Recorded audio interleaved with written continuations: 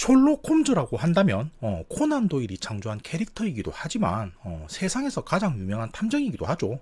그래서 주인공 콤비에 대한 소개는 넘어가도 되지 않을까 싶은데 그래도 배우와 이름 정도는 미리 표시를 해드렸고요.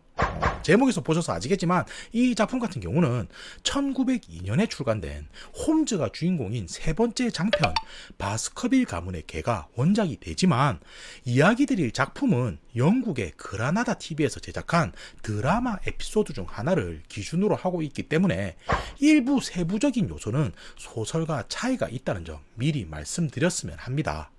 자, 그럼 본격적으로 작품에 대한 이야기로 들어가 볼 텐데 작중 시점은 1889년이고요.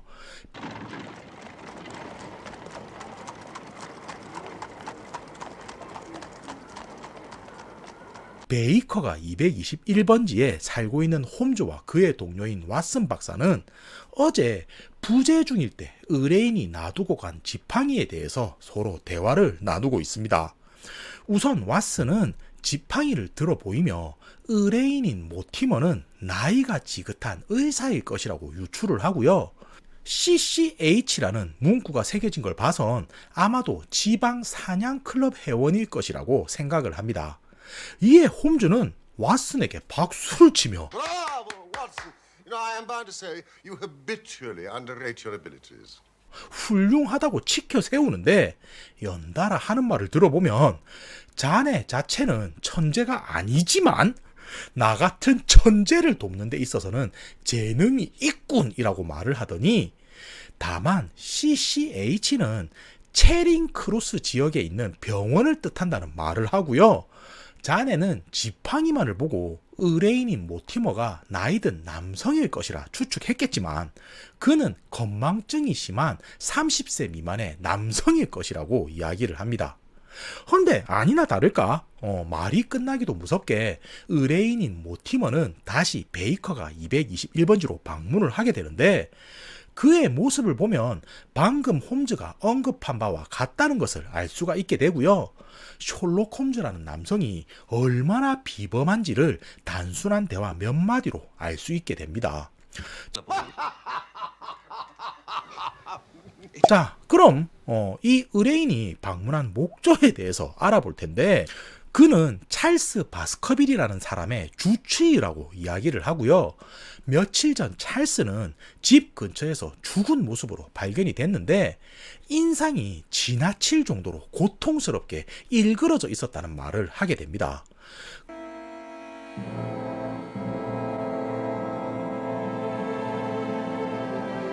그 말에 왓슨은 심장마비였겠군요 라고 말을 덧붙이는데 모티머는 잠시 고민하더니 말을 잇는 게 이야기는 200년 전으로 거슬러 올라가게 되고요. 1692년경 바스커빌 가문의 조상 중 다투무어 지역의 영주였던 휴고 바스커빌에 대한 이야기를 꺼내놓게 됩니다. 자, 갑자기 찰스가 죽은 이야기에서 과거로 넘어가게 됐는데 일단 그가 하는 말을 들어보면 찰스의 손조였던 휴고는 워낙에 하는 행동이 악랄하여서 영지 주민들에게도 증오를 받아왔던 사람이라고 이야기를 하고요. 평소에도 온갖 악행을 저질러 왔는데 한 번은 납치했던 마을 처녀가 도망을 가자 사냥하듯 부하들과 함께 뒤를 쫓았다는 말을 하게 됩니다. 헌데 전해지는 이야기로는 마을 처녀를 벼랑 끝까지 몰아세웠을 때 갑자기 악마의 모습을 한 거대한 사냥개가 나타났다고 하고요. 그 사냥개는 곧장 휴고에게 달려든 후 날카로운 이빨로 물어뜯어 죽이게 되었다는 이야기를 전해주게 됩니다. Cursing. 그리고 그 모습을 주변 부하들이 목격하게 되면서 이야기는 전설처럼 남겨지게 되었던 건데 이후로도 알 수 없는 불행이 가문에서 계속해서 이어지게 되자 후손들은 그때의 일을 사냥개의 저주라고 생각하게 되었다고 하고요. 이번에는 찰스마저 갑작스레 죽게 되니 이 역시도 휴고의 전설과 연관된 게 아닌가 하며 조사를 의뢰하기 위해 홈즈를 찾아온 상황인 거죠. 이에 홈즈는 모티머의 이야기를 듣더니 가당치도 않은 이야기라며 치부하게 되는데 모티머는 자신이 죽은 찰스의 모습을 처음 보았을 때 상황을 다시 떠올리더니 시신 곁에는 커다란 사냥개의 발자국이 있었다는 이야기를 하게 됩니다. 그리고 자신이 홈즈를 찾아온 이유는 그뿐만이 아니라며 말을 하는 게 찰스가 죽게 된 후 그의 조카인 헨리 바스커빌이 가문을 잇게 되었다는 말을 전하게 되고요. 원래는 미국에 살던 먼 친척이지만 찰스가 죽은 후 가문의 적자가 된 덕에 영국으로 오게 된 상황이라는 말을 전해주게 됩니다. 그러니 행여나 그에게도 무슨 문제가 생긴다면 바스커빌 가문은 존속이 될 수 없기 때문에 도와달라는 요청인 건데, 이에 홈즈는 죽은 찰스에게 다른 가족들은 없었냐고 묻게 되고요. 모티머는 찰스에게 원래 로저라는 동생이 있었긴 하지만 30년 전 중앙 아메리카에서 병으로 죽었다는 말을 전해주게 됩니다. 자, 그러니까 가족 관계를 보면 200년 전 휴고가 있고 그 후손으로 찰스와 로저 이렇게 되는 거죠. 근데 둘 다 사망하다 보니까 먼 친척인 헨리가 오게 된 상황이라는 건데, 이후 홈즈는 직접 런던에 있던 호텔로 찾아가 헨리를 만나게 되고요. He's in a stir, sir. About his boot. 이때 상황을 요약하면 이렇게가 됩니다. 사실 헨리 같은 경우는 영국의 귀족 가문이 아닌 미국에서 자라다 보니 평소에는 복장에 있어서 자유로운 편이었다고 이야기를 하고요. 이번에 100만 파운드에 가까운 재산을 상속받게 되면서 지역에 유지가 되다 보니 새로 갈색 구두를 구매하게 되었는데, 어제 그걸 누군가 가져갔다는 말을 하고요. 연달아 다음 날엔 예전부터 신고 있던 검은색 구두마저 한 짝을 누군가가 훔쳐갔다는 말을 하게 됩니다. 그러면서 호텔에서 어떻게 이런 일이 있을 수 있냐라는 말을 하게 되는데, 이상한 일은 그뿐만이 아니었고요. 누군가가 신문지를 오려서 만든 협박 편지도 헨리에게 전해진 걸 보게 된 홈즈는 내가 여기까지 온 게 잘한 것 같군요 라는 말을 하더니 본격적으로 사건에 착수하는 장면으로 넘어가게 됩니다. Good. That's good. 헌데 다시 한번 말씀드리지만 홈즈는 비범한 인물이죠. 그러니 일반적이라면 당장이라도 바스커빌 가문이 있는 지옥으로 넘어가 현장부터 뒤져볼 테지만 그는 그러지 않고요. 자신은 협박편지 관련으로 수사해야 할 것이 있기 때문에 그곳까지 동행할 수는 없겠다는 말을 하더니 대신 곁에 있던 왓슨이 헨리와 함께 바스커빌 가문으로 가게 될 거라는 말을 전하게 됩니다.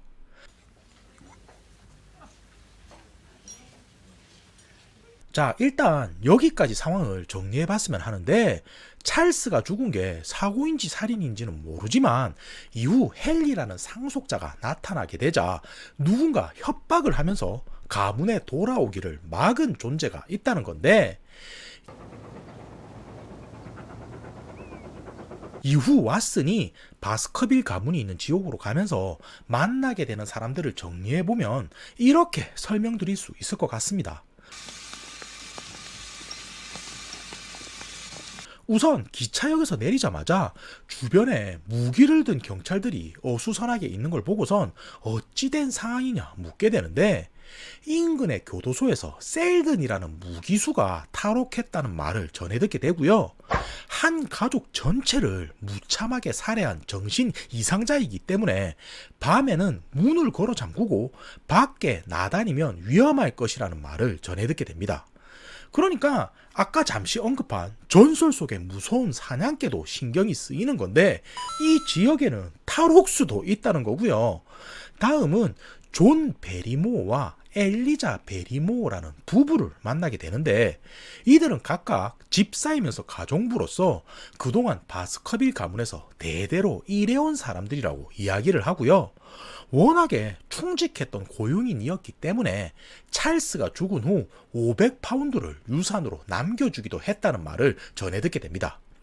헌데 이들은 헨리가 오자마자 어느 정도 안정이 되면 자신들은 이 저택을 떠나겠다는 말을 전해오는데, 왜 그런 건지 미리 말씀부터 드리자면, 죽은 찰스에게는 자식이 없었기 때문에 만약 헨리라는 존재가 나타나지 않았다면 바스커빌 가문의 저택은 오랜 고용인인 베리모어 부부의 소유가 될 수도 있던 상황이었던 거고요. 앞서서 500파운드라는 돈을 상속받았다고는 했지만 이 부부의 입장에서는 오히려 실망스러운 상황일 수도 있는 거죠. 그리고 추가적으로 의심스러운 상황에 대해 몇 가지를 덧붙이자면 왓슨이 잠들기 전 창가에서 무언가 촛불을 들고 신호를 보내는 존의 모습을 보기도 하고요. 부인인 엘리자는 밤중 무언가에 실망한 듯 구슬프게 우는 울음소리를 들려주기도 합니다.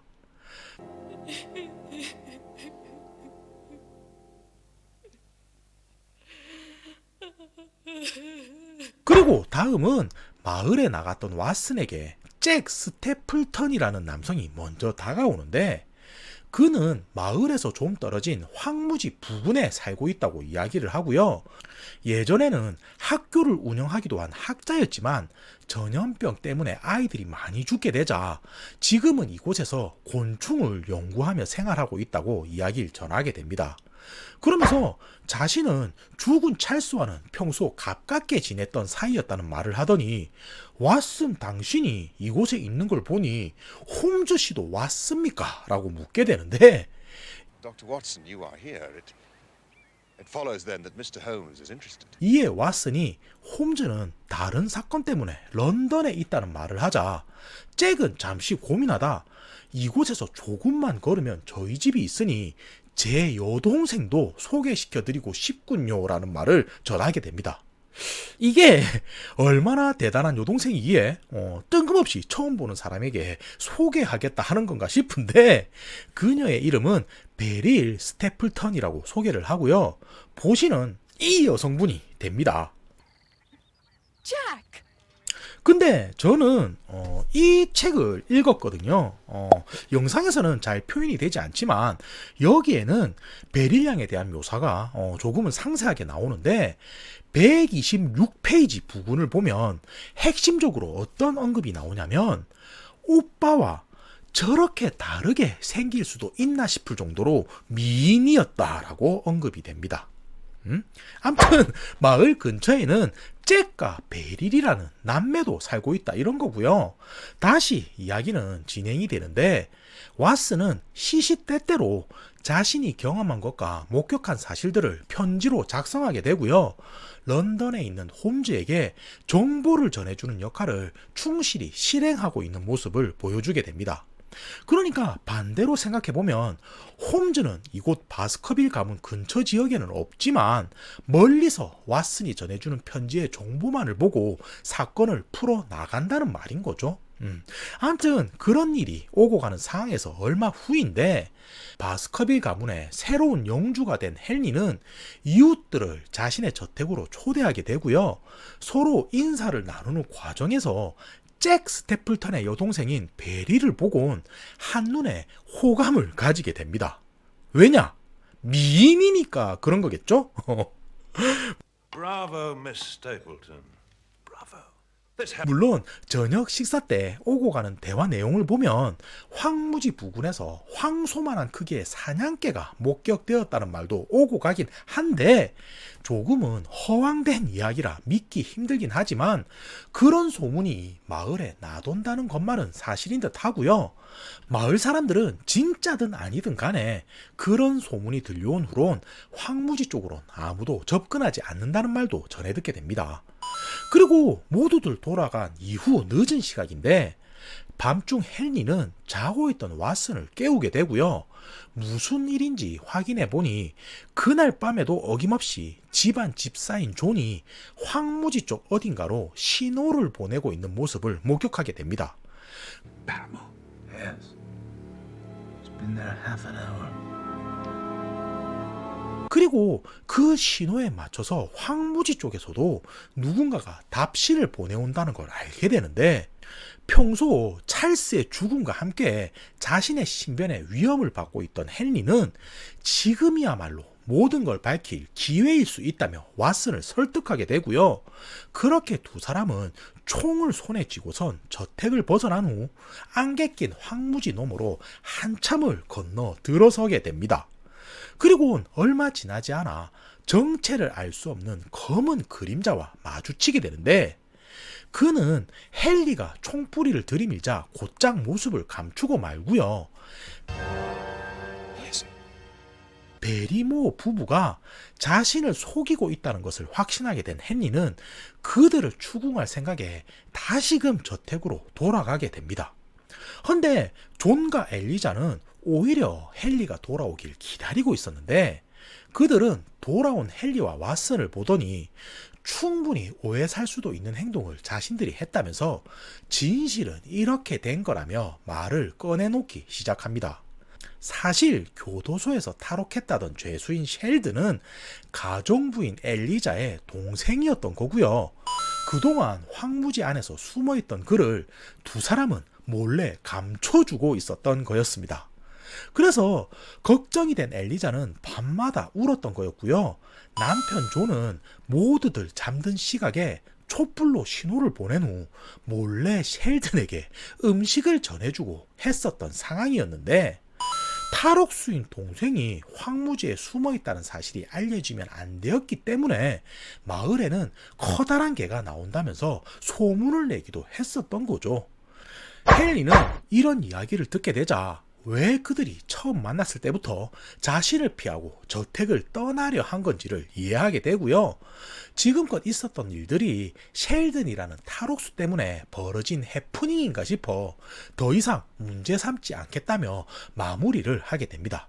하지만 그럼에도 호텔에서 사라진 구두라든지 협박 편지와 관련된 미스터리는 풀리지가 않은 상황인데, 그렇게 며칠이 흐르게 되고요. 헨리 바스커빌은 일전에 식사 자리에서 만났던 스태플턴 남매의 초대를 받아 집을 나서게 됩니다. 그리고 왓슨은 그의 뒤를 몰래 쫓게 되는데, 사실 이런 행동을 하게 된 이유가 뭐였냐면, 헨리는 말로는 스태플턴 집에서 초대했다고 했지만 혼자서 여동생인 베리를 만나고 싶어서 집을 나섰던 거였고요. 그런 모습을 왓슨에게는 보여주고 싶지가 않았기 때문에 거짓말을 한 거였는데, 왓슨 또한 겉으로는 알겠다고 했지만 홈즈가 절대로 헨리를 혼자 있게 하지 말라며 신신당부한 것이 있었기 때문에 숨어서라도 몰래 뒤를 쫓게 된 상황인 거였습니다. 헌데 아니나 다를까 이내 왓슨은 헨리가 베리를 만나는 장면을 목격하게 되고요. 그 후 얼마 지나지 않아 오빠인 잭이 나타나더니 화를 내며 두 사람을 갈라놓는 장면까지도 목격하게 됩니다. How dare you, sir? Make advances to my sister in such a fashion. Jack!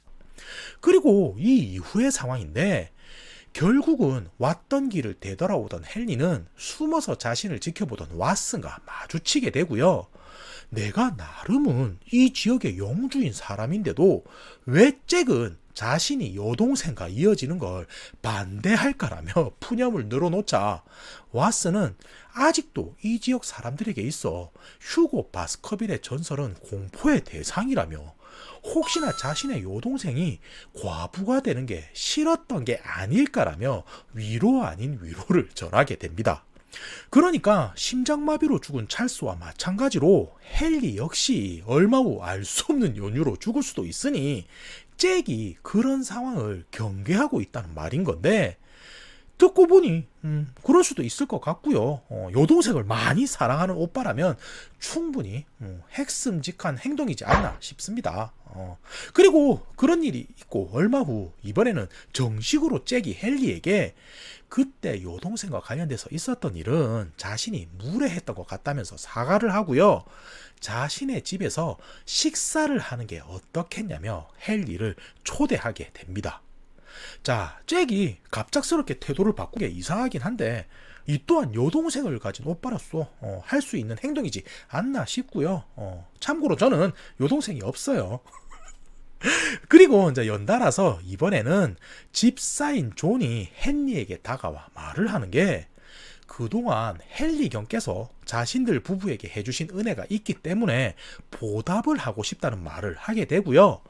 수사가 끝난 이후 알게 된 사실이라 경찰에게는 알리지 못했지만 찰스 바스커빌 경이 죽었던 상황을 보면 누군가를 기다리다 심장마비를 일으킨 걸로 보여지는데 그 장소에 있었던 이유는 여성으로 추측되는 사람의 편지를 받고 약속 장소에 나갔던 것이라는 말을 전해 듣게 됩니다. 이에 왓슨과 헨리는 그걸 어떻게 알게 된 거냐 묻게 되는데 집사인 존은 아내가 우연히 벽난로를 청소하다 타고 남은 편지를 발견했다는 말을 하게 되고요. 명확하지는 않지만 여성으로 보이는 글씨체로 정문에서 10시에 만나자는 표현은 확실하게 보았다고 이야기를 전해주게 됩니다. 그리고 그 정문이라는 게 바로 찰스가 죽어서 발견된 그 장소인 거죠. 자, 이렇게 또 하나의 의문이 더해지게 되는 건데 왓슨은 편지를 보낸 당사자가 누군지 마을을 돌아다니면서 조사를 하던 중 프랭클랜드라는 노인의 집에 방문을 하게 되고요. 옥상에 망원경이 설치되어 있는 걸 보고선 황무지를 살펴보다 어느 꼬마 아이 하나가 산비탈을 가로질러 숨겨진 동굴 안쪽으로 음식을 전해주는 모습을 보게 됩니다.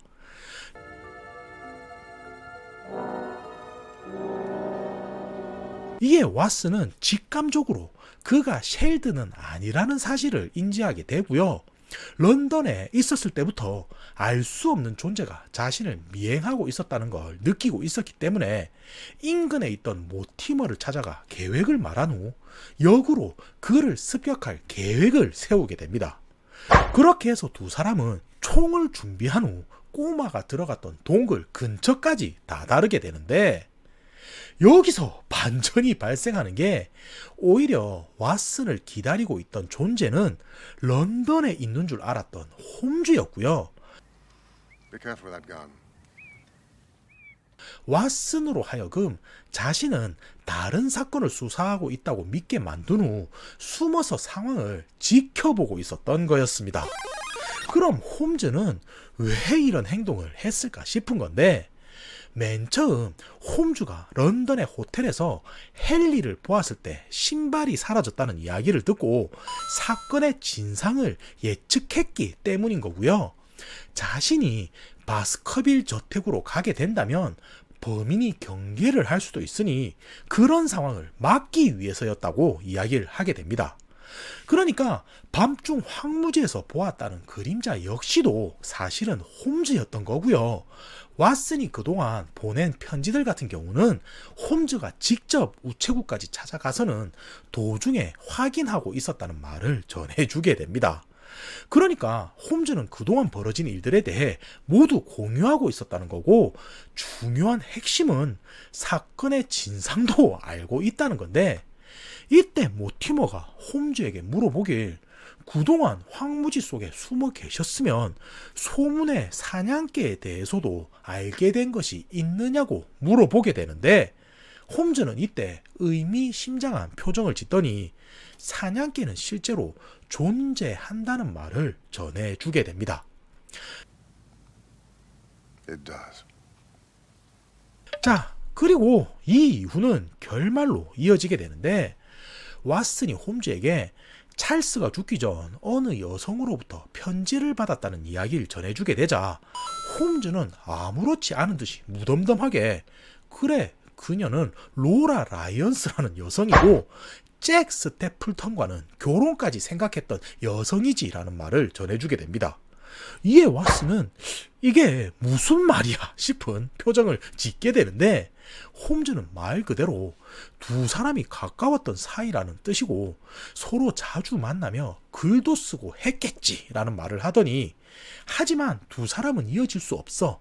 왜냐면 잭과 베릴은 남매 사이가 아니라 부부기 때문이지라는 말을 전해주게 됩니다. 자, 여기서부터는 제가 정리를 해서 설명을 드릴 텐데 우선 몇 가지 키워드를 화면에 띄워드렸고요. 맨 처음 전염병이라는 단어가 보일 텐데 잭이 자신을 소개할 때 상황을 보면 예전에 학교를 운영하기도 했었지만 전염병 때문에 아이들이 많이 죽게 되자 그만두게 되었다는 말을 전해주게 됩니다. 근데 여기서 생각해 보시면 이야기 도중 병으로 죽은 사람이 한 사람 더 있는데 그게 누구냐면 바로 찰스의 동생인 로저인 거고요. 알고 보니 잭은 죽은 로저의 숨겨둔 아들이었던 거였습니다. 자, 그러니까 잭의 계획은 애초에 찰스에게 접근해서 죽인 후 그의 재산을 가로챌 생각이었던 건데 여기서 두 번째 키워드인 미인이 등장하게 됩니다.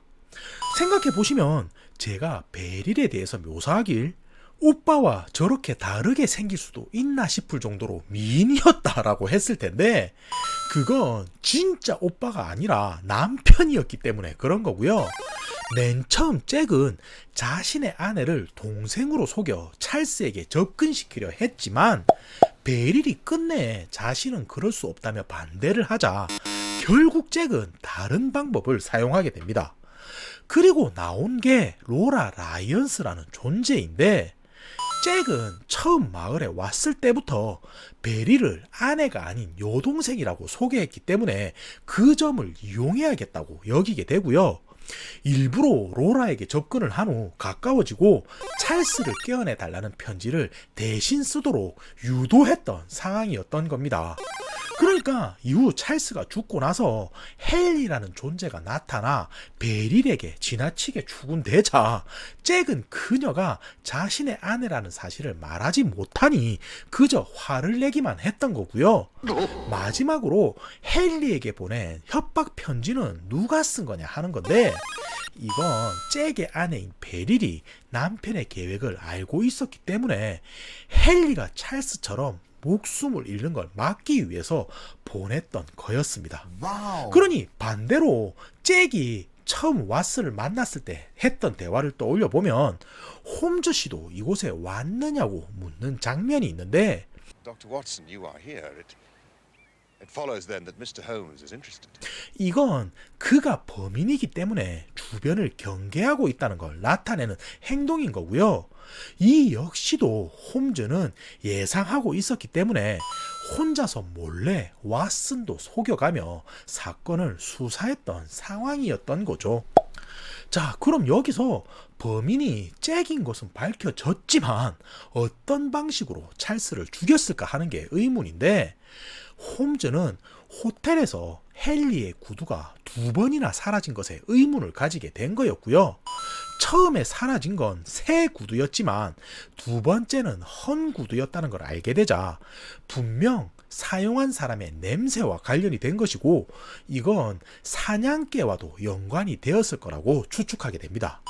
그러니까 정리하자면 일전에도 이야기가 나왔듯이 예전부터 이 지역 사람들에게 바스커빌 가문의 사냥개는 공포의 대상이었기 때문에 만약 로라의 편지를 받고 약속 장소에 나온 찰스가 갑자기 커다란 사냥개라도 마주하게 되었다면 분명 심장마비를 일으키게 되었을 거라고 홈즈는 추리하게 된 것인데 여기서 문제는 이것을 어떤 방식으로 증명하냐 하는 거였고요.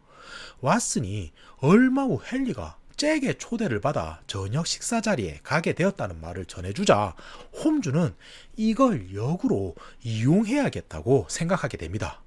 그래서 생각한 방식이 어떻게 되는 거냐면 홈즈는 헨리를 만나게 되지만 잭이 범인이라는 사실은 알려주지 않게 되고요.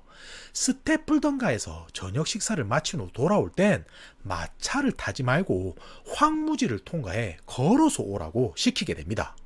왜냐면 분명 범인인 잭이 이때를 노려서 공격해 올 거라고 예상했기 때문인 건데 아니나 다를까 아무것도 모른 채 혼자서 황무지를 걷던 헨리는 온몸에서 푸른 광채를 뿜는 커다란 개에게 습격을 당하게 되지만 기다리고 있던 홈즈 일행에 의해 순식간에 개는 제압을 당하게 되고요. 온몸을 푸르게 비추던 광채 또한 단순히 개의 피부에 인을 바른 요행이라는 게 발각이 되자 잭은 홈즈 일행을 피해서 황무지를 가로질러 달아나다 실수로 늪지에 빠져 쓸쓸한 최후를 맞이하게 됩니다.